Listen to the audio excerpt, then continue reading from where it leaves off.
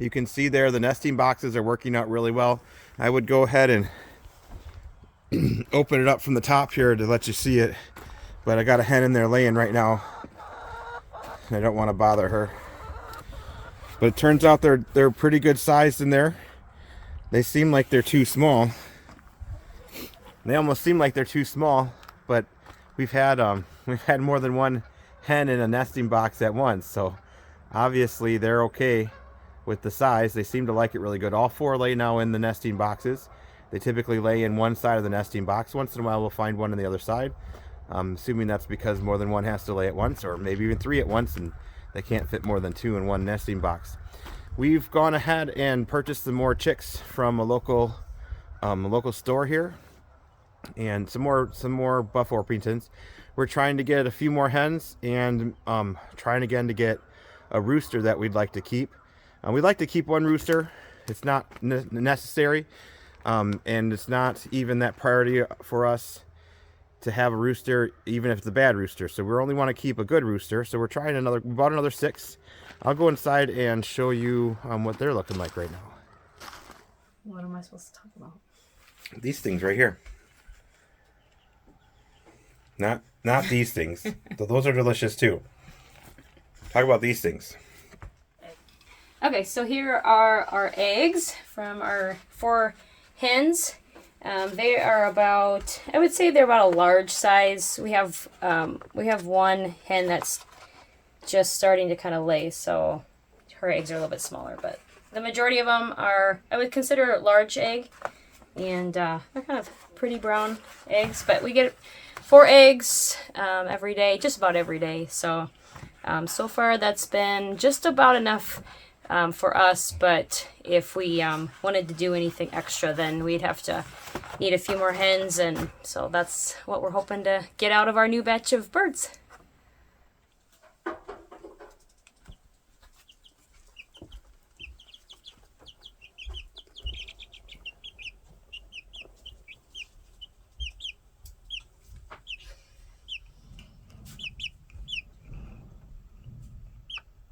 Okay, so here are our 6 baby chicks. We've had them for about a couple weeks now, and we think they're about 3 weeks old. Not exactly sure when they were born, but we're estimating about 3 weeks old. And they're just to the point where they're getting very active.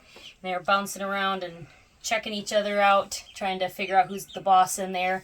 We had to go ahead and put some chicken wire over the top of the tub because they started to jump up on the lip of the box. So they're getting very curious and don't want to be in the box. I do need to get them moved into a bigger box like we had our other chicks the first time around. Give them a little bit more room and maybe have a little bit more exercise. So it's been different having just 6 than when we had the 15 the first time. It's a lot easier to take care of them, that's for sure, but they definitely are way more active than we remember them being at this stage, so it's fun to watch them.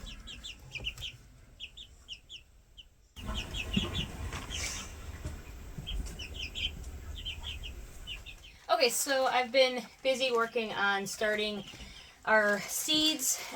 Like in years past, I've been germinating the seeds in a Ziploc bag with a wet paper towel, and in about 5 to 7 days, depending on the seed, then they'll sprout. And then once they've sprouted, been starting them in little potting soil. And so far we have tomatoes, different varieties, and onions. This year our big focus is to grow onions. We've never had success with them, and so this year we're trying to start them from seed, trying a different method, trying different ways of doing it, and so hopefully we'll have a few more onions than we've had in the past, which is none. So that is kind of our big goal this year, is onions. We're really rooting for them, but that's what I've been busy doing.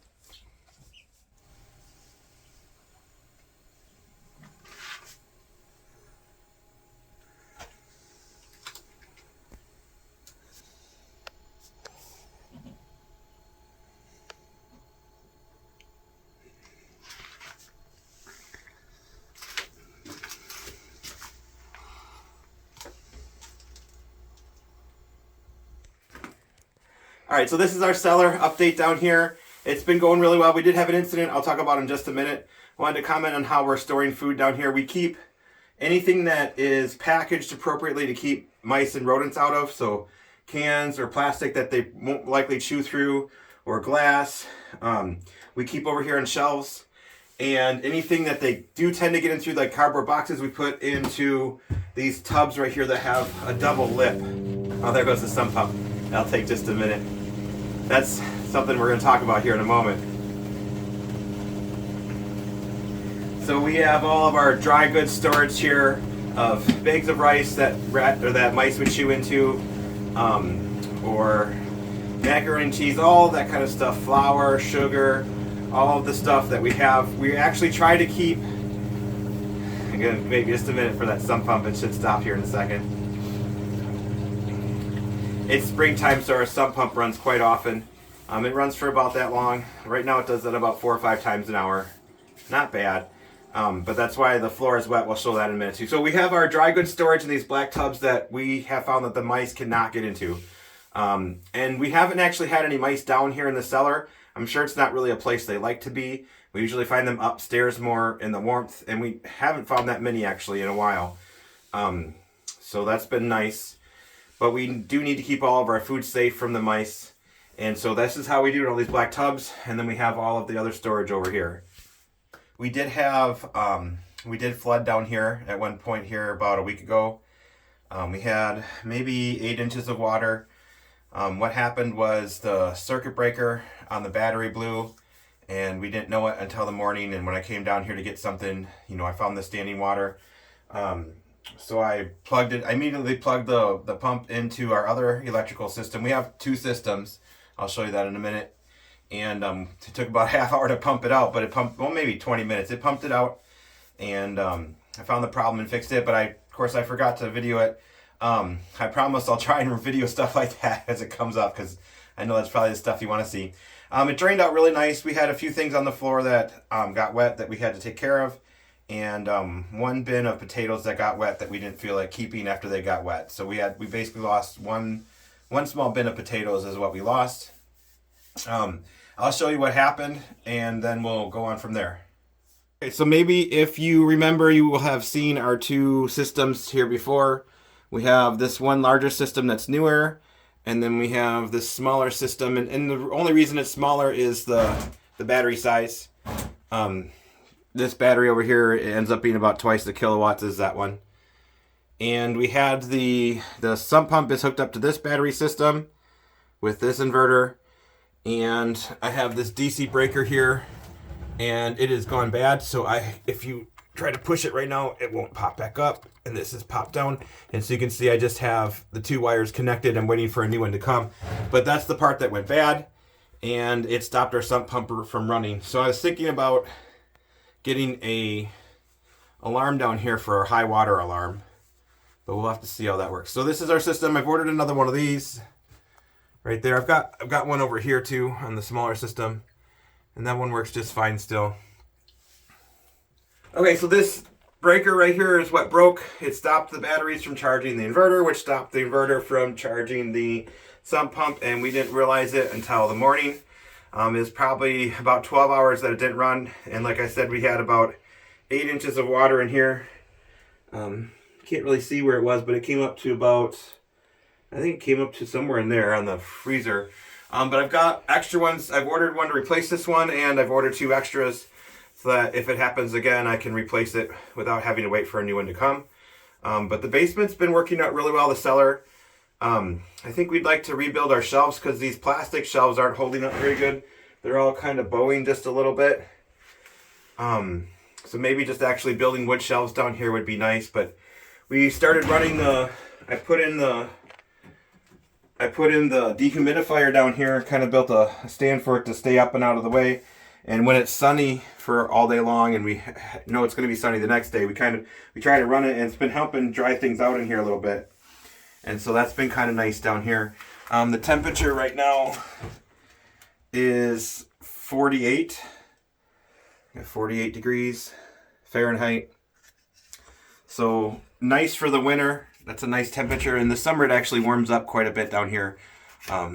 partly because the solar panels are running down here more in the summer, and partly because the freezer's down here. But no worries of it freezing down here so far ever at all. So that's been good. I mean, that was one of the main reasons we have it, was to keep things from freezing in the winter.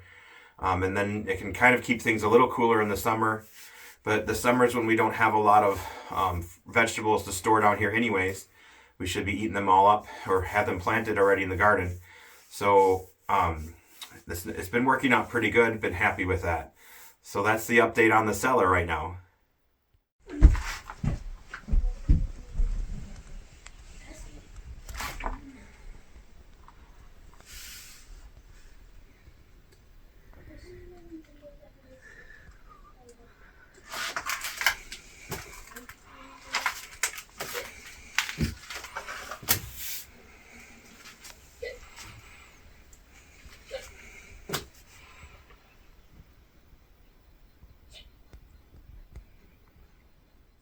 So our goal is to have 1 year's worth of food storage of the food that's possible to have stored for a year.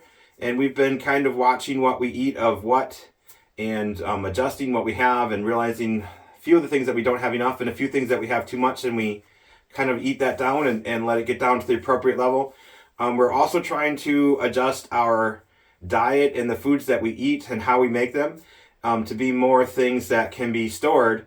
Obviously, we're not going to store a year's worth of dairy, or, well, we could store maybe a year's worth of butter, but we're not going to store a year's worth of cheese or a year's worth of milk. So the things we've been trying to do is to adjust the way we bake and the way we cook to use things like powdered milk instead of fresh milk. And so we've been learning how to do a lot of that. And we've been trying to bake more of our own bread, which helps. And so it's just been an interesting adventure as we go through it, and learning how to eat a little bit differently so that we can have more value in what we're keeping in our food storage, because we can keep that stuff for a year, whereas other foods we can't. And so it's just been an interesting adventure. So one of the things that we've been doing is this powdered milk here. And we actually found this in the Mexican section in the grocery store. And it ends up being a lot cheaper than the actual dehydrated milk that you can buy for baking in the baking section. And this actually has a higher fat content, as we looked it out, because it's whole milk. And so this ends up actually tasting a lot better when we bake. So that's one of the switches we've made over there. Got some of our chicken broth here stored up. Got some tomatoes and some tomato sauce there. And a bunch of soda. Just trying to switch over everything that we can and try and eat a little bit differently. I'm assuming it's probably more healthy in the long run anyways. Here's our potatoes. This happens to us every year. Because it's nice and dark down here, they start growing, their eyes start growing these shoots, which is fine. But we have plenty of potatoes to replant then. It might be just a little bit too warm down here to keep them from growing like that. No big deal. We keep the dirt on them and wash them off before we eat them. And then the few sweet potatoes we got left. This is our freezer. This is more of our long-term storage freezer. It's down here in the cellar, and we keep things in here that we don't have to access it often. We have another freezer upstairs that we actually keep outside on the porch, and that one keeps us things that she tries to get to more often. And that thing's pretty full, so try to find deals on frozen goods whenever we can.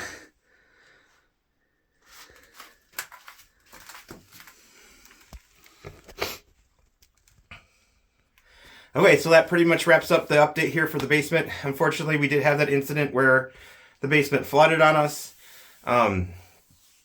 It's unfortunate too. We were hoping to not have to have a sump pump down here at all. But as soon as we start digging it and putting it in 2 years ago, we realized right away that we're going to have a sump pump. So we put the basin in right away, and we have a small drainage tile system underneath the floor.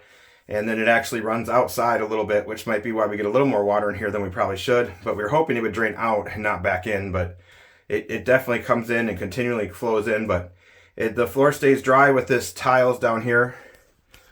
These tiles are actually really nice. Any water that comes in just stays underneath it. And the floor does get pretty dry. especially if we're able to run the dehumidifier. So that's our basement tour for now. All right, so we just wanted to give you a little bit of update of what's been going on with us. We're really sorry that we don't have more content to make good videos with at this time of year. We really do have some big projects coming up that we're really hoping to get to, and we hope we can make some good videos out of that for you. And we really just want to say thank you for all of those of you keep watching our videos. We really appreciate it. So for now, that's that. that.